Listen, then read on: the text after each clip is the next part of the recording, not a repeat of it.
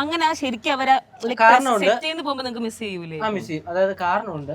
നമ്മള് ഇതിനകത്ത് ഇപ്പം ഉദാഹരണത്തിന് ഇപ്പം ശിവ എയർപോർട്ട് ഞാൻ തന്നെ ഇരിക്കട്ടെ, നമ്മള് എടുത്തോണ്ടിരിക്കുന്ന ഒരു ദിവസം ഞാൻ പറയണു ചേട്ടാ ഞാൻ ഒരു 10-15 ദിവസം കാണത്തില്ല, അപ്പൊ ഞാൻ ശരിയോ ആവും വലിയ തിരക്കാവും പോട്ടെന്നാ പിന്നെ വേറെ ആളെ റീപ്ലേസ് ചെയ്യാന്ന് പറഞ്ഞിട്ട് എനിക്ക് പകരം വേറെ ആളെ അവിടെ റീപ്ലേസ് ചെയ്താൽ, അഥവാ അല്ലെങ്കിൽ നമ്മുടെ കുടുംബത്തിന് ആരെങ്കിലും ഒരാൾക്ക് പകരം വേറെ ആളെ റീപ്ലേസ് ചെയ്താൽ അത് ഇങ്ങനെ നിൽക്കും.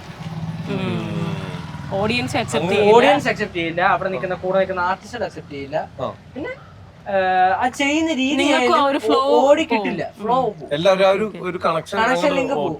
അതേ സ്ഥാനത്ത് പുതിയൊരു ആർട്ടിസ്റ്റ് പുതിയൊരു ഇതായിട്ട് വരികയാണെങ്കിൽ, പുതിയൊരു ക്യാരക്ടർ അല്ലെങ്കിൽ നമ്മൾ ഓൾറെഡി ഉള്ള ക്യാരക്ടറിനെ നമ്മൾ ഇൻട്രൊഡ്യൂസ് ചെയ്യുവാണെങ്കിൽ പ്രശ്നമില്ല.